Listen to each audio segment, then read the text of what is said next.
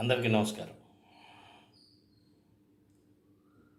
మనకు చిన్నప్పుడు చదువుకునేటప్పుడు గొప్ప గొప్ప నీతిదాయకమైనటువంటి పద్యాలు, కథలు మన మాస్టర్లు చెప్పేవారు.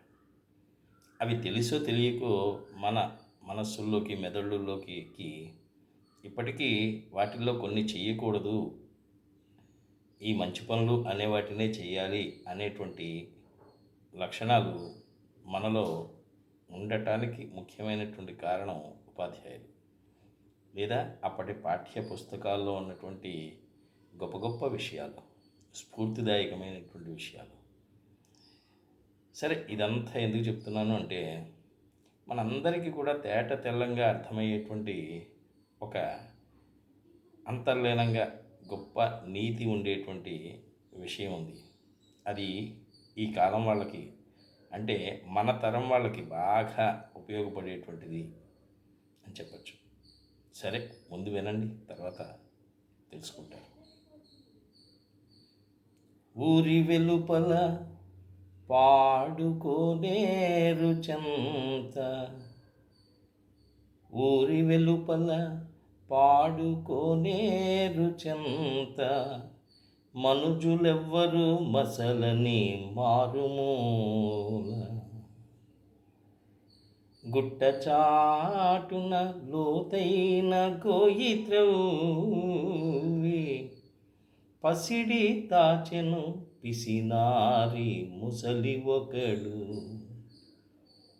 ప్రతిదినంబును వృద్ధుండు పాతు త్రవ్వి, మురిసిపడుచుండు బంగారు ముద్ద చూచి, పొదల మాటున అది ఎల్ల పొంచి చూచి, పొదల మాటున అది ఎల్ల పొంచి చూచి, దొంగ ఒక్కడు సర్వంబు దోచుకొని.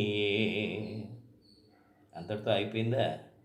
మరుదినంబున ముసలివాడరుగుదించి, మరుదినంబున ముసలివాడరుగుదించి, గోయి త్రవ్వంగ బంగారు మాయమయ్యే, నెత్తినోరును లబలబ మొత్తికొనుచు, నెత్తినోరును లబలబ మొత్తికొనుచు, గొల్లుమని ఏడ్చి అతడు గగ్గోలు పెట్టి. కాదా మరి? అంత అతని అరపుల ఆలకించి, అంత గట్టిగా లబోదిబ్బమంటే ఎవరికి వినపడకుండా ఉంటుందా? అంత అతని అరపుల నాలకించి, పరుగు పరుగున పొరుగువారరుగుదించి. వచ్చిన వాళ్ళు ఊరికనే ఉంటారా? ఏమైందని అడుగుతారు కదా. ఏల ఏడ్చెద వీలీల నేల పొరలి, పొర్లి నెత్తి నోరు బాదుకుంటూ ఏడుస్తున్నటువంటి ఆ ముసలివాడిని చూసి, ఏల ఏడ్చెద వీలీల నేల పొరలి అనుచు ప్రశ్నింప ఈ రీతి వనవెనతడు. అంత బాధలోనూ కూడా పాపం బాధపడుతూ చెప్పాడు. ఏమి చెప్పుదు, ఏమి చెప్పుదు 30 ఏండ్ల నుండి, ఏమి చెప్పుదు 30 ఏండ్ల నుండి, కూడబెట్టిన ధనమెల్ల కోతిలోన దాచియుంచితి, ఎవడో తస్కరుండు పచ్చ పైకంబుమును ముట్ట మృచిలించి. ఏమి చెప్పుదు 30 ఏండ్ల నుండి, కూడబెట్టిన ధనమెల్ల గోతిలోన దాచియుంచితి, ఎవడో తస్కరుండు పచ్చ పైకంబుమును ముట్ట మృచిలించి. అనుదినంబును ఇచ్చటి కరకు దించి. పోనీ ఆ గోతులో పాతి పెట్టేసి ఊరికనే ఉన్నానా? ప్రతిరోజు వస్తున్నాను. అనుదినంబును ఇచ్చటి కరకు దించి కాంచనంపును కాంక్షమై కాంచుచుండ. ఆ కాంక్ష, నా బంగారు, నా ముద్ద అనేటువంటి ఆశతో ప్రతిరోజు వచ్చి ఆ గొయ్యి తవ్వుకోవటం, బంగారం ముద్ద ఉందా లేదా చూసుకోవటం చేస్తున్నాను. ఏమి చేయుదు అక్కట ఇంక మీద? ఏం చే ఏం చేయగలను? ఇంకిక్కడి నుంచి ఏం చూసుకోగలను? ఇక్కడికి వచ్చినా నా బంగారం ముద్ద ఉండదు కదా. ఏమి చేయుదు అక్కట ఇంక మీద హంచు ముదుసలి కన్నీరు నిలిచి చెప్పే. అప్పుడు అనుడు ఆ మాటలకు, వచ్చిన వాళ్ళందరూ కూడా అనుడు ఆ మాటలకు వారలని రీట్లు. ఇదే గొప్ప విషయం. పరులకీయవు, నువ్వా పరులకి ఎవ్వరికి కూడా ఇవ్వవు. కుడువవు, పోనీ ఇవ్వకపోతే ఇవ్వకపోయావు, నువ్వైనా తిన్నావా? నీ పొట్టకైనా తినలేదు, నీ కడుపుకైనా తినలేదు. అలాగా ఆకలితో అలమటిస్తూనే ఆ బంగారు ముద్దను చూసుకుంటూ ఉన్నావు. ఎవ్వరికి ఏ సాయం చేయలే. పైడి నీకు ఏమి లాభంబు చేకూర్చే ఇంతదనుక. ఆ బంగారం నీకు ఇప్పటిదాకా ఏం లాభం చేకూర్చింది? నువ్వెవరికి ఇచ్చిన పాపాన్ని పోలేదు. అలాగే పోని వాళ్ళెవ్వరికి ఇవ్వక్కలేదా? నీ కడుపు నిండా కూడా తినేటువంటి భాగ్యాన్ని నోచుకోలేదు నువ్వు. ఏమి లాభంబు చేకూర్చే ఇంతదనుక. ఆ బంగారం నీకు ఏంటి లాభం చేకూర్చింది? అకట ఉండిన ఓడిన ఒకటి కాదే. ఉంటే ఏంటి, పోతే ఏంటి? నీకేమీ దానివల్ల ఉపయోగం లేదు కదా. ఓకే, ఎప్పటికైనా కూడా మించిపోయింది ఏం లేదు. నువ్వు బాధపడుతున్నావు కదా, నీ బాధ పోయి సంతోషంగా తృప్తిగా పూర్వంలాగే ఉండాలి అంటే ఇప్పుడైనను మించినదేమి కలదు. ఇప్పటికీ మించిపోయింది ఏం లేదు. పైడి గల చోట ఒక పెద్ద బండపాతి. ఆ బంగారం ఎక్కడైతే పాతిపెట్టావో ఆ గోతులోనో పెద్ద బండరాయి తీసుకొచ్చి పాతిపెట్టు.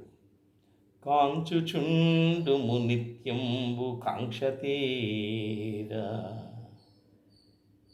ప్రతిరోజు చూసుకుంటూ ఉండు. ఓన్లీ చూసుకోవడమే కదా, దానివల్ల ఏ ఉపయోగం ఉండదు, ఇతరులకు ఉండదు, సమాజానికి ఉండదు, నీకే ఉండదు. అటువంటిప్పుడు దానివల్ల ఉపయోగం ఏంటి? కానీ నీకు ప్రతిరోజు నా బంగారం, నా ఆస్తులు, నా నగలు అని చూసుకునేటువంటి ఆ కాంక్ష ఉంది కాబట్టి ఆ కాంక్ష నీకు ప్రతిరోజు తీరుతూ ఉంటుంది. వచ్చి ఆ బంటరాయిని ఒకసారి చూసుకోవటం, మళ్ళీ గొయ్యి కప్పెట్టేయటం, మళ్ళీ మర్నాడు రావటం, ఇలా చేస్తే బాగుంటుందయ్యా. అనుచు ముదుసలి వగ్గుతో అనిరివారు అని ఆ ముసలాయనతోటి చెప్పారు. దీంట్లో ఉన్నటువంటి నీతి మనకి అర్థమయ్యేటువంటిది కూడా, తాను తినకుండా ఇతరులకు పెట్టకుండా దాస్తే ఒక్కోసారి ఇలాగే అవుతుంది. ఇవన్నీ పోయి ఈ తరంలో మనకు వచ్చేటువంటి, అప్పట్లో అనారోగ్యాలు అనేవి ఎక్కువ లేవు కాబట్టి దాన్ని ఇక్కడ ఈ పద్యంలో కవి చెప్పి ఉండడు. ఇప్పుడు ఏంటంటే కోట్ల ఆస్తి ఉన్నా సరే తినటానికి వీలు లేని జబ్బులు, రోగాల మధ్య మనం నలిగి సంచరిస్తున్నాం. అందుకని ఉన్నా సరే ఊడినా ఒకటే. ఇటువంటి భావన ఎప్పుడైతే మనలో కలిగిందో సమాజానికి అంతో ఎంతో పెట్టాలనేటువంటి ఆశ ఉంటుంది. అయితే దీని వెనక భయం నీడన బతుకుతున్నాం మనం అందరం కూడా అనొచ్చు. ఏమండి, చెప్పేటందుకే నీతులు కానీ సో చేసేటందుకు అవి ఉపయోగపడవు కదా. చెబుతున్నటువంటి నాలాంటి వాళ్ళు చాలామంది చెప్తూ ఉంటారు, కానీ వాళ్ళకు కూడా బుద్ధి ఉండాలిగా అని అనొచ్చు.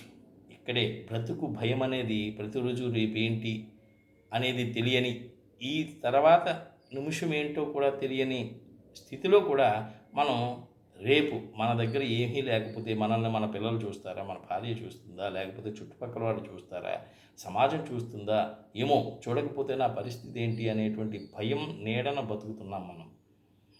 అది పూర్వకాలంలో అది లేదు.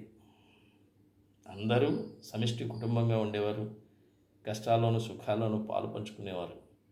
సో వాళ్ళ జీవితం హాయిగా చెట్టు నీడన మంచం వేసుకుని పడుకుంటే ఆ పక్కనే ఉన్నటువంటి కాలువలో నీళ్లు తాగితే అటు ఇటు వెళుతూ ఎవరైనా ఆ చెట్లకి సంబంధించినటువంటి ఫలాల్ని మనకు అందిస్తే అవి తినేసి ఆ నీళ్లు తాగేసి ఆ చల్లటి నీడలో హాయిగా ప్రశాంతంగా చల్లటి గాలి పీలుస్తూ బతికేసేవాళ్ళు. ఇప్పుడు దానికి అంతటికీ దూరంగా మనం అందరం బతుకుతున్నాం అంతే. ఎందుకు బతుకుతున్నామో ఆ బ్రతుక్కి సార్థకత ఏంటో తెలియకుండా బతుకుతున్నాం. ఇది ఎప్పటికి మార్పు వస్తుందో మనం ఎవరైనా చెప్పలేం, కానీ కాలమే ఆ మార్పును తీసుకొస్తుందని మాత్రం చెప్పగలం. ఇటువంటి గొప్ప గొప్ప విషయాలు పిల్లలకి కనుక మనం ఎక్కడొక్కడ తాతలు మా అమ్మలు ఆ మనవలకి మనవరాళ్ళకి చెప్పగలిగితే చిన్నప్పుడు అవి ఎక్కడొక్కడ వాళ్ళ మెదడుల్లో నాటుకుని పెద్ద అయ్యాక అట్లీస్ట్ కొన్ని మంచి పనులు లేదా ఆ లక్షణాలని అలవర్చుకుని, అంటే మంచి లక్షణాలని జీవించేటువంటి అవకాశం ఉంటుందని భావిస్తూ ధన్యవాదాలతో మీ నూజుళ్ళ సూరిబాబు.